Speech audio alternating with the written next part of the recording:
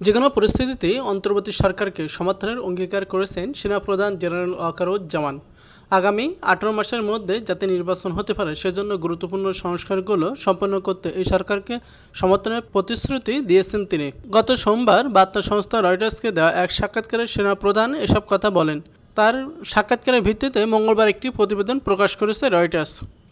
ছাত্র জনতার অভ্যুত্থান গত 5 আগস্ট প্রধানমন্ত্রী পদ থেকে পদত্যাগ করে শেখ হাসিনা ভারতে চলে যান। পরে অন্তর্বর্তী সরকার গঠিত হয়। গতকাল রাজধানী ঢাকায় নিজ কার্যালয়ে বসে রয়টার্সকে দেওয়া একটি সাক্ষাৎকার দেন জেনারেল ওয়াকারুজ্জামান। তিনি বলেন, নোবেলজয়ী ডক্টর মোহাম্মদ ইউনূসের নেতৃত্বাধীন অন্তর্বর্তী সরকারের প্রতি তার পূর্ণ সমর্থন রয়েছে। এছাড়া সামরিক বাহিনীকে রাজনৈতিক প্রভাব থেকে মুক্ত করার একটি রূপরেখা দেন তিনি। ডক্টর ইউনূস প্রসঙ্গে জেনারেল ওয়াকারুজ্জামান বলেন, আমি তার পাশে থাকব, যাই হোক না কেন, যাতে তিনি তার মিশন সম্পন্ন করতে পারেন। রয়টার্সের প্রতিবেদনে বলা হয়, বিশ্বব্যাপী ক্ষুদ্র ঋণ আন্দোলনের প্রতীকী ডক্টর ইউনূস।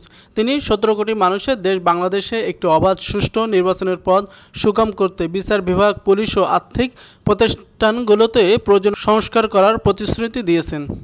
হাসিনা ক্ষমতাচ্যুত হওয়ার কয়েক সপ্তাহ আগে সেনাপ্রধানের দায়িত্ব গ্রহণ করেছিলেন জেনারেল ওয়াকারুজ্জামান। তিনি বলেন, সংস্কারের ধারাবাহিকতায় 1 থেকে 1.5 বছরের মধ্যে গণতন্ত্রের উত্তরণ ঘটা উচিত, তবে সেজন্য তিনি ধৈর্য ধরার প্রয়োজনীয়তার উপর জোর দেন। সেনাপ্রধান বলেন, আপনি যদি আমাকে জিজ্ঞেস করেন তাহলে আমি বলবো যে এই সময়সীমার মধ্যেই আমাদের একটি গণতান্ত্রিক প্রক্রিয়ায় প্রবেশ করা উচিত। রয়টার্সের প্রতিবেদনে বলা হয়, গত আগস্ট মাসে অন্তর্বর্তী সরকার ক্ষমতা গ্রহণের পর বাংলাদেশের প্রধান দুটি রাজনৈতিক দল আওয়ামী লীগ ও বিএনপি উভয় 3 মাসের মধ্যে নির্বাচন অনুষ্ঠানের আহ্বান জানিয়েছিল। জেনারেল ওয়াকারুজ্জামান বলেন, অন্তর্বর্তী সরকারের প্রধান উপদেষ্টা ডক্টর ইউনূসের সঙ্গে তিনি প্রতি সপ্তাহে সাক্ষাৎ করেন। তাদের মধ্যে খুব ভালো সম্পর্ক রয়েছে। অস্থির সময়ের পর দেশকে স্থিতিশীল করার জন্য সরকারের প্রচেষ্টাকে সমর্থন দিয়ে যাচ্ছে সেনাবাহিনী। সেনাপ্রধান বলেন, আমি নিশ্চিত যে আমরা যদি একসঙ্গে কাজ করি তাহলে আমাদের ব্যর্থ হওয়ার কোনো কারণ নেই। রয়টার্সের প্রতিবেদনে বলা হয়, সরকারি চাকরিতে কোটার বিরুদ্ধে গত জুলাই মাসে আন্দোলন শুরু হয়েছিল। এক পর্যায়ে তা সরকার বিরোধী অভ্যুত্থানে রূপ নেয়। এই আন্দোলনে 1000-এর বেশি মানুষ নিহত হয়েছেন। এটি স্বাধীন বাংলাদেশের ইতিহাসের সবচেয়ে রক্তক্ষয়ী অধ্যায়। আন্দোলনের কেন্দ্র থাকা ঢাকার সড়কগুলোতে শান্তি ফিরেছে, কিন্তু হাসিনা সরকারের নাটকীয় পতনের পর প্রশাসনের কিছু অংশ এখনও সঠিকভাবে কার্যকর হয়নি। প্রায় 1,90,000 সদস্যের পুলিশ বাহিনী এখনও বিশৃঙ্খল অবস্থায় রয়েছে। এই অবস্থায় সেনাবাহিনী দেশব্যাপী আইনশৃঙ্খলা রক্ষার দায়িত্বে এগিয়ে এসেছে। শাস্তি ও সংস্কার। একটি রক্তক্ষয়ী স্বাধীনতা যুদ্ধের মাধ্যমে 1971 সালে বাংলাদেশের জন্ম। 1975 সালে প্রধানমন্ত্রী শেখ মুজিবুর রহমানকে হত্যার পর বাংলাদেশের সামরিক শাসনের অধীনে চলে যায়।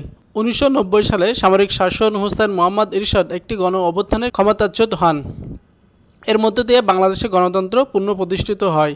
রয়টার্সের প্রতিবেদনে বলা হয়, 2007 সালে সামরিক বাহিনী আবার অভ্যুত্থান ঘটায়। তত্ত্বাবধায়ক সরকারকে সমর্থন জানায়। এই সরকার 2 বছর দেশ চালায়। পরে হাসিনা ক্ষমতায় আসেন। জেনারেল ওয়াকারুজ্জামান বলেন, তার নেতৃত্বাধীন বাংলাদেশ সেনাবাহিনী রাজনৈতিকভাবে হস্তক্ষেপ করবে না। সেনাপ্রধান বলেন, আমি এমন কিছু করব না যা আমার বাহিনীর জন্য ক্ষতিকর। আমি একজন পেশাদার সৈনিক। আমি আমার সেনাবাহিনীকে পেশাদার রাখতে চাই। জেনারেল ওয়াকারুজ্জামান বলেন, হাসিনা ক্ষমতাচ্যুত হওয়ার পর সরকারের সংস্কার প্রস্তাবের সঙ্গে সংগতি রেখে সেনাবাহিনীও তার সদস্যদের বিরুদ্ধে ওঠা অভিযোগ খতিয়ে দেখছে। ইতিমধ্যে কিছু সেনা সদস্যকে শাস্তি দেওয়া হয়েছে, তবে এ বিষয়ে বিস্তারিত কিছু বলেননি তিনি। সেনাপ্রধান বলেন, যদি কোনো কর্মরত সেনা সদস্য দোষী সাব্যস্ত হন আমি অবশ্যই ব্যবস্থা নেব। জেনারেল ওয়াকারুজ্জামান বলেন, কিছু সামরিক কর্মকর্তা সাবেক প্রধানমন্ত্রী বা স্বরাষ্ট্রমন্ত্রীর সরাসরি নিয়ন্ত্রিত সংস্থাগুলোতে কাজ করার সময় নিয়মের বাইরে গিয়ে কিছু করতে পারে। 2009 সাল থেকে আইনশৃঙ্খলা রক্ষাকারী বাহিনীর হাতে প্রায় 600 জনের গুম হওয়ার অভিযোগ তদন্ত হাইকোর্টের সাবেক এক বিচারপতি নেতৃত্বে 5 সদস্যের কমিশন গঠন করেছে অন্তর্বর্তী সরকার। রয়টার্স প্রতিবেদনে বলা হয়, জেনারেল ওয়াকারুজ্জামান দীর্ঘমেয়াদে বাংলাদেশ সেনাবাহিনীকে রাজনৈতিক প্রতিষ্ঠান থেকে দূরে রাখতে চান। বাংলাদেশ সেনাবাহিনীতে 1,30,000-এর বেশি সদস্য রয়েছেন। জাতিসংঘ শান্তিরক্ষা মিশনে অন্যতম অবদান রাখা দেশ বাংলাদেশ। রাজনৈতিক প্রতিষ্ঠান থেকে সেনাবাহিনীকে দূরে রাখা প্রসঙ্গে সেনাপ্রধান বলেন, এটা কেবল তখনই ঘটতে পারে যখন রাষ্ট্রপতি ও প্রধানমন্ত্রীর মধ্যে ক্ষমতার কিছুটা ভারসাম্য থাকে, যেখানে সশস্ত্র বাহিনীকে সরাসরি রাষ্ট্রপতির অধীনে রাখা যেতে পারে। রয়টার্সের প্রতিবেদনে বলা হয়, বাংলাদেশের সশস্ত্র বাহিনী বর্তমান প্রতিরক্ষা মন্ত্রণালয়ের অধীনে রয়েছে। এ মন্ত্রণালয় সাধারণত প্রধানমন্ত্রীর মাধ্যমে নিয়ন্ত্রিত হয়। সেনাপ্রধান যে ব্যবস্থার কথা বলছেন তা করতে সংবিধান সংশোধন করতে হবে। জেনারেল ওয়াকারুজ্জামান বলেন, সামগ্রিকভাবে সামরিক বাহিনীকে কখনো রাজনৈতিক উদ্দেশ্যে ব্যবহার করা উচিত নয়। একজন সৈনিকের রাজনীতিতে যুক্ত হওয়া উচিত নয়।